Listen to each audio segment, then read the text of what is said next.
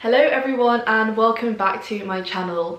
In today's video, I thought I would talk you through 12 things I wish I knew before moving to Lisbon, Portugal. If you're new here, my name's Viola. I moved to Portugal last year, kind of unexpectedly. It was completely unplanned. I have documented my journey of moving to Portugal and you can see those in previous videos and vlogs on my channel. I've also done several Q&A videos talking about living in Lisbon, life in Portugal, why I decided to move here. So if you want to know more about my backstory, you can go and watch those videos. Hopefully this video will help you if you're considering a move to Lisbon or you are planning on moving in the future. So without further ado, let's get into the video. So the first thing that I wish I knew before I moved here, I guess because I didn't intend on moving here and I didn't really do much research when I initially came here just to do a language course, but Lisbon, just like Rome, was built on 7 hills.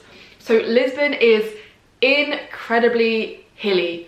I can't even begin to tell you how shocked I was when I first got here last year, but also how shocked most of my friends who've come to visit me are when they arrive, because there is a lot of uphill walking. It's very steep, very hilly. You definitely want to be bringing comfortable shoes when you're walking around because yeah, it's a lot. It's a workout in itself, so be prepared for that. But a positive of the fact that it's so steep and hilly, aside from the fact that you will get your daily workout just walking around, is the fact that Lisbon is full of these beautiful viewpoints which are called miradouros, and these are scattered all over the city and they provide beautiful panoramic views of the city. It's where I take all the people who come to visit me to when they come to Lisbon because I just love them. It's just a really nice place to go to in the evening for sunset or for sunrise. People tend to sit there and just have a beer and it's just a very chill, nice atmosphere.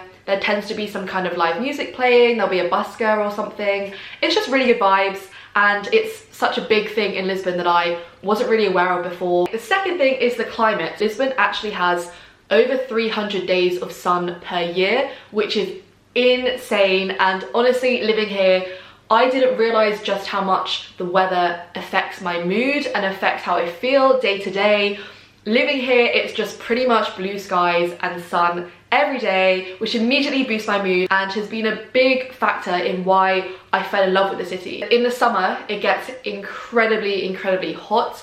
Even now, we are mid-November and it's still about 21 degrees and sunny outside in the daytime, and it is gorgeous. You can still go out in a dress. I've been to the beach before in November, this time last year. It's just wonderful. But on the flip side of that, surprisingly, in the winter, it can get incredibly cold. Because the houses here are old, they're poorly insulated, you definitely feel the difference, and it definitely feels a lot colder here than it does if I was back home in England. There's no central heating in most flats unless you have a more modern flat. December last year, it was warmer for me to sit outside on my balcony in the evening than to be inside the flat. It gets that cold inside the house. You have to layer up, you have to have a lot of jumpers, you have to have some kind of electric heater. The daytimes in the winter months are warm when the sun's out, still very sunny, still really nice, but as soon as the sun sets, it gets very cold. The third thing is the language. I really want to learn Portuguese, and because I've now decided to move here and live here, I would love to be at a high level of Portuguese. But what I found is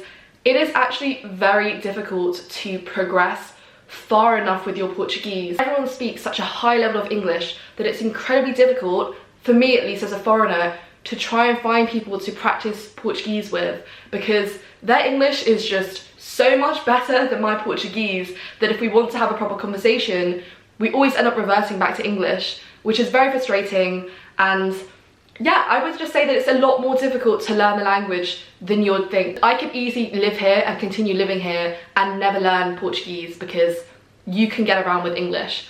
And for me personally, I think that that's annoying. I really don't like it. I want someone to be able to practice with. So if you're watching this and you live in Lisbon and you're Portuguese, please DM me or email me or something, because I do actually really want someone to practice with, because it's been something that I've really been struggling with. If you do want to learn the language, you definitely need to be, I think at least, taking lessons regularly here, because otherwise it is just so easy to go by day to day without using any of the language. Fourth thing, which is something that I personally love but also dislike, is that there is such a laid back culture here.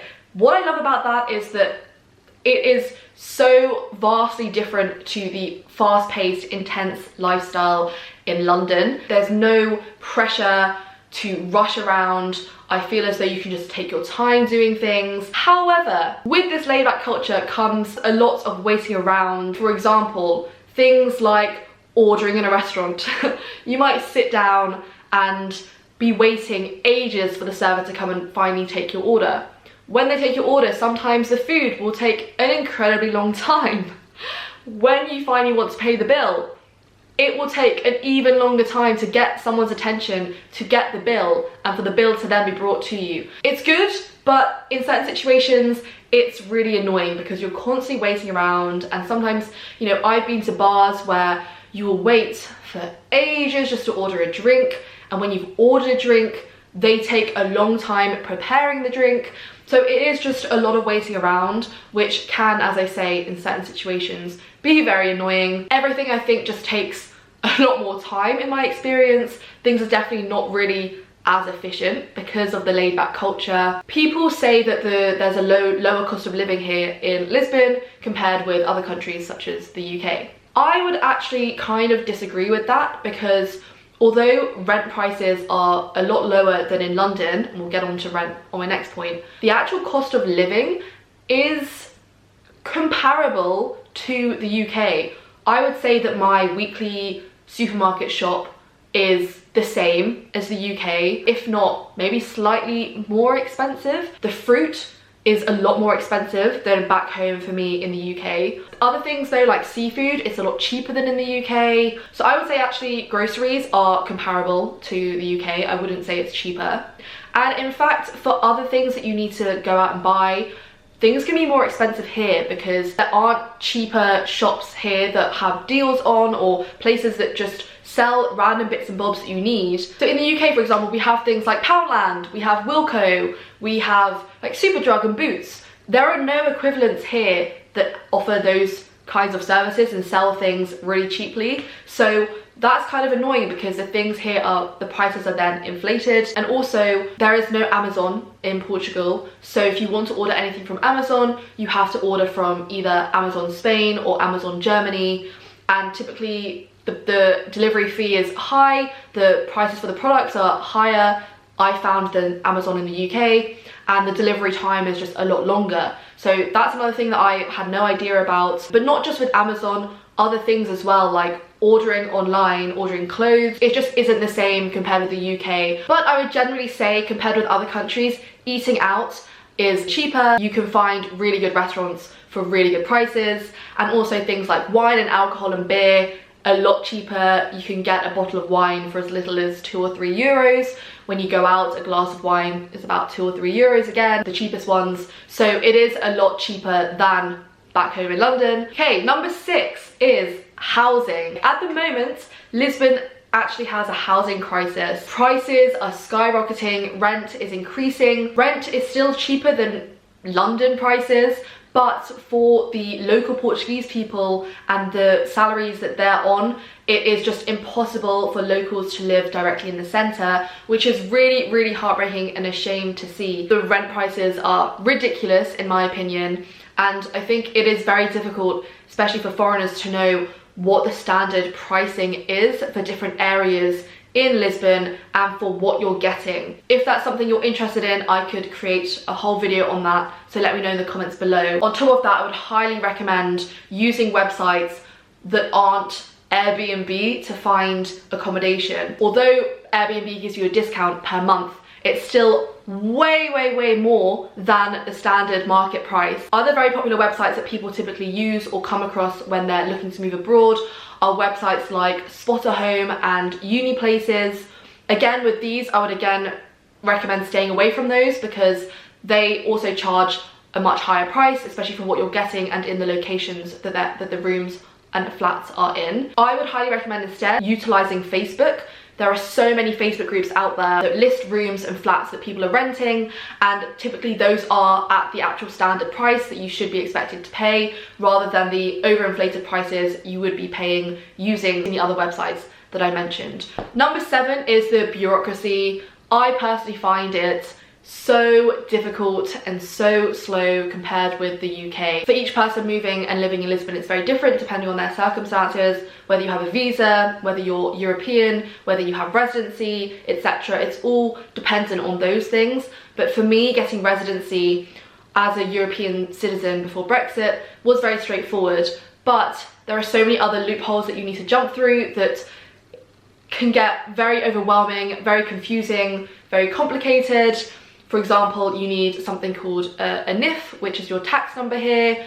Getting that for me was an absolute nightmare. I think COVID didn't help with any of that because it slowed down all of the services, but I've just found in general it's just been very, very difficult to sort everything out. Also sorting out taxes, that's a very big thing here, especially if you're self-employed. It just gets very complicated, who you're owing taxes to, how much you need to pay. That can get very complicated, and lots of my other friends have said and would recommend hiring an accountant because it just makes your life so much easier. Number 8 is the healthcare here. So the way healthcare works here in Portugal is very similar to the UK. It's based on residency. So if you live in Portugal, if you've lived in Portugal for more than 6 months, you're entitled to the free public healthcare. Now that is really all well and good, but for me personally, what I wish I knew beforehand is that it is very, very, very difficult. Again, probably COVID hasn't helped with this, but signing up to my local health centre has proven to be incredibly difficult as a foreigner, and it's taken me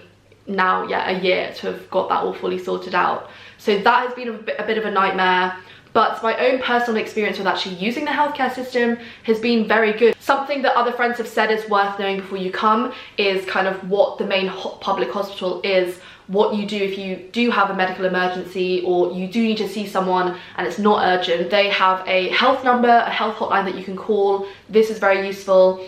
You call them up, it's similar to 111 in the UK, and if they think anything is bad or you need to be seen, they will refer you to the biggest public hospital, which is Santa Maria Hospital, and once you go there, it's fairly straightforward. The next thing I guess I wish I knew and is useful to know before moving here is transport. Lisbon is a very walkable city, but the way public transport works is, I mean, there are only I think 4 metro lines. You can just buy a reusable card that you can top up. Journeys are about €1.40 each way. These can also be used on the trams and the trains. But yeah, generally if there's more than one of you, it can be cheaper to just get a Bolt. It's incredibly cheap here. Even Uber is also incredibly cheap compared with back home. But Uber, Bolt and FreeNow are the 3 ride service apps that I would recommend and use. I will leave a link in the description box below to a discount if you use my code for any of those apps. I would definitely recommend downloading those apps before you come and remembering to use them. Number 10 is the fashion sense here, because I've had other people ask me about what the vibe is like at night time, but also during the day. Here, everyone, you know, the fashion is just very, very casual. It's absolutely fine.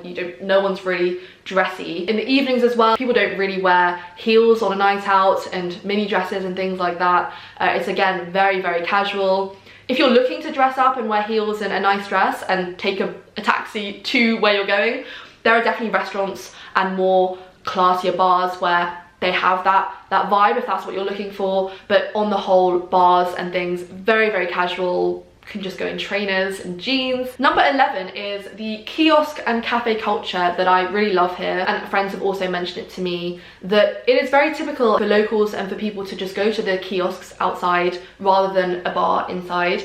There are lots of kiosks dotted around throughout the city which offer coffee in the day but also drinks at night, and they're very, very cheap, and it's just such a nice thing. It's such a huge culture here to just go to one of the kiosks. These kiosks typically tend to also be around really lovely squares, parks, near the viewpoints. So it's just really lovely to go with friends, and when the climate's really nice, the weather's really nice, and just sit and chill and people watch and just enjoy a really lovely cheap drink. And then finally, the last thing that I think is kind of worth mentioning is that there aren't actually any 24-hour gyms located in the centre of Lisbon. There is, I think, one that I've come across that is still in downtown Lisbon but not in a centre. It's 24 hours and decently priced, but yeah, it's worth mentioning that none are 24 hours, which is vastly different from back in the UK where most of them are 24 hours. So that is something to bear in mind. That's just an extra thing I thought I would throw in, which I think I would have liked to have known before coming. Yeah, those are the main things that I could think of. I hope you found this video useful. Do give this video a thumbs up and click that subscribe button if you want to know more about Lisbon life or follow along on my adventures here. Do let me know in the comment section below what things you wish you knew before moving to Lisbon if you're here, or what things you love about living here. And yeah, let me know if there's anything else that you would like to see from me. And I hope to see you in my next video. Thank you so much for watching. Bye.